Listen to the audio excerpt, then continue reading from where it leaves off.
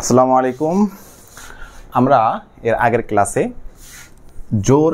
বিজোড় স্বাভাবিক সংখ্যা যে ক্যালকুলেশনটা শর্টকাট প্লাস ব্যাখ্যা এটা আমরা শিখেছিলাম। আজকে আমরা দেখব হচ্ছে জোড় স্বাভাবিক সংখ্যার সমষ্টি সম্পর্কে। মানে বিষয়টা আসলে দেখতে এরকম, অর্থাৎ 2 প্লাস, আমরা তো জানি যে জোড় স্বাভাবিক সংখ্যা হচ্ছে কীরকম, 2, 4, 6, 8 এরকম চলতেই থাকবে, তাই না? আচ্ছা, তো এইটার আগে আমরা একটু ফর্মুলাটাকে ডিজাইন করি। নর্মালি ধরেন আমরা প্রথমে এই দুটো জোড় সংখ্যা কি করব, যোগ করব, অর্থাৎ প্রথম দুইটা জোড় সংখ্যা আমরা যোগ করব। জোড় স্বাভাবিক সংখ্যা, জোড় স্বাভাবিক সংখ্যা স্টার্ট হয় থেকে 2 থেকে। আচ্ছা, তাহলে 2 + 4 যদি আমরা যোগ করি তাহলে আসছে কত, 6। এবার আমরা কি করব, এই তিনটা যোগ করব। তাহলে দেখুন তো কি আসে, 2 + 4 + 6 যোগ করলে কত আসবে, 12। ওকে, এবার যদি আমরা এই চারটা যোগ করি তাহলে দেখেন কি আসে, 2 + 4 + 6 + 8, ঠিক আছে? তাহলে এই চারটা যোগ করলে কত আসবে, এখানে 4 আর 2 6 আর 6 12, 12 আর 8 হচ্ছে কত, 20। ঠিক আছে? তো আসলে ফর্মুলাগুলোকে কিভাবে ডিজাইন করা হয়, শর্টকাটগুলোকে কীভাবে ডিজাইন করা হয়, যদি আমরা এই জিনিসটা মাথায় রাখি তাহলে সেই শর্টকাটটা কখনোই ভুলে যাব না। ঠিক আছে? আচ্ছা, এখন এই যে 6টাকে এখানে আমাদের দেখেন তো, আমাদের কয়টা আমরা জোড় স্বাভাবিক সংখ্যা যোগ করছি, 2টা। ঠিক আছে? তাহলে 2টা স্বাভাবিক সংখ্যা যোগ করলাম, জোড় স্বাভাবিক সংখ্যা, আমাদের অ্যান্সার কত আসছে, 6। তাহলে এখানে মাল্টিপ্লাই হচ্ছে কত, 3। এবার এখানে দেখেন, এখানে আমি জোড় স্বাভাবিক সংখ্যা যোগ করছি 3টা। কয়টা, 3টা। তাহলে 12 হওয়ার জন্য আমাদের কি মাল্টিপ্লাই করা লাগছে, এখানে 4। এখানে আমরা যোগ করছি 4টা। হ্যাঁ, তাহলে 20 হওয়ার জন্য আমাদের কি মাল্টিপ্লাই করা লাগছে, 5। দেখেন একটা কমন জিনিস খুঁজে পাওয়া গেল কিনা, যতটা জোড় স্বাভাবিক সংখ্যা আপনি যোগ করবেন তার সঙ্গে তার পরের নাম্বারটা যোগ হয়ে কিন্তু আমাদের এই ফলাফলটা চলে আসে। 3 2 = 6, 3 4 = 12, 4 5 হচ্ছে 20।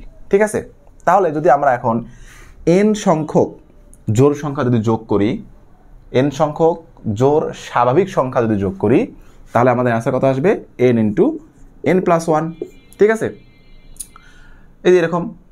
ওকে, যদি 4টা যোগ করি তাহলে কি হবে, 4 × 4 + 1, অর্থাৎ 4 × 5 কত আসবে, 20।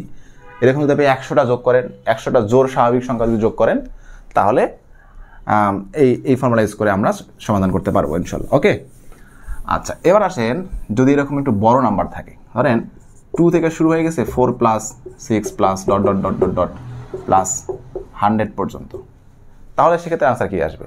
তখন আমাদের জাস্ট জানতে হবে এখানে কতটা পদ যোগ করতে বলা হয়েছে। ঠিক আছে? 2 থেকে স্টার্ট হয়ে 100 পর্যন্ত আমাদের কতটা পদ আছে।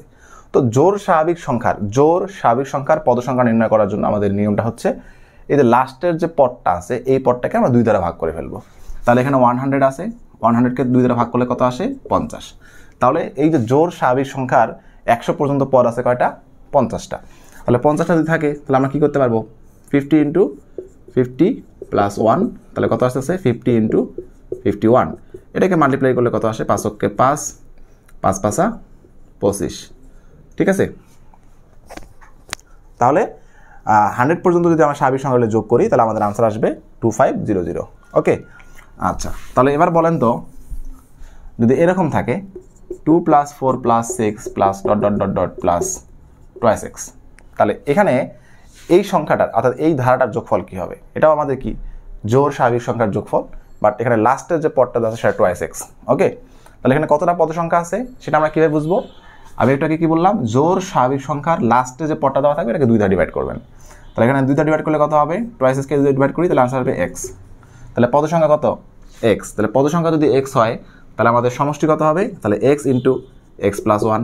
ওকে, তাহলে আমাদের মাল্টিপ্লাই করলে কি হবে, x² + x। এটা হচ্ছে আমাদের অপশন, এটা থাকলে এটা দিবেন, এটা থাকলে এটা দিতে পারবেন।